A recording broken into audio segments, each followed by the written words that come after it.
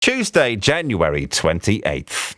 Did you watch the football at the weekend or any other sport for that matter? Maybe you did, and when you got to work, you thought, I'm going to talk to everybody about this because it's what I want to talk about and it's what everyone else is going to be talking about. Well, one business leader says that chatting about sport at work should be discouraged because it alienates women. Anne Franca is her name. She's the CEO of the Chartered Management Institute. Here she is talking to the BBC. It's a gateway to more laddish behaviour, and it's if it just goes unchecked, it's a signal of a more laddish culture, and it's very easy for it to escalate from, the VAR talk and chat to slapping each other on the back and talking about their conquests at the weekend. Does it? I would like to invite Anne to any football match in any league on Teesside, County Durham and North Yorkshire. I think she'd be surprised at how many women are there. What do you make of it? 08000 85 95 95, or you can text 81333 and start your message with the word tease. Nicky Jolley is from HR Today, a human resources firm based in Darlington. Nicky, what do you think? This is the kind of conversation, does it need to be banned in workplaces? No, I don't really think it does. I think the reality is actually highlighting it in itself is causing discriminatory points, and I think it can cause problems. I think, like you said, there's a lot of women like football. It's on par with Love Island at the moment. Personally, I don't particularly like either, but I don't think you... Sorry, for all you people out there.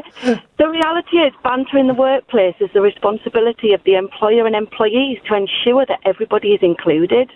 Well, everyone's different, aren't they, Nicky? Like you mentioned, Exactly. Love Island. If you started talking to me about Love Island, I would respect your interest in it. I would nod, but I would glaze over because I would know what you were on about. So it's exactly. But would you feel isolated? Maybe, maybe not. And that's the bit the line managers need to be careful of to make sure that ultimately we're talking banter, aren't we? It just happens to be about sport. Banter is a very dangerous situation, and it's got to be handled and managed in each workplace.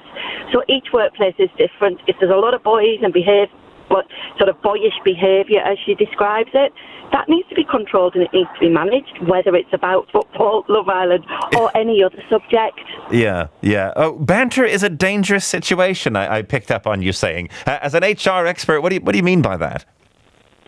Banter has different levels for every person. So I've worked in manufacturing, I've worked on shop floors, I've worked on night shifts, I've worked in public pubs and restaurants and things like that. What I can say is every environment has a different level of banter, and now more than anything, banter is the bit that needs to be controlled. So some banter can be acceptable. The minute it becomes unacceptable by anybody, that's when the employer has to step in and do something. So banter has boundaries, it has some rules, but it can vary in each environment, and that's the bit that is dangerous because each environment can change. Right, so banter needs to be controlled, but not banned, as this woman is saying. Yes. Right, okay. Nicky, thank you very much for taking the time to talk to us here on BBC Radio Tees this evening. What do you think of this whole idea? Do you think this other HR expert is right? Have you ever been at work and people started talking about sport and you're just not interested? And did it make you feel as an outsider looking in, like you were the odd one out? 08000 85 95 95 or text 81333. Start your message with the word tease.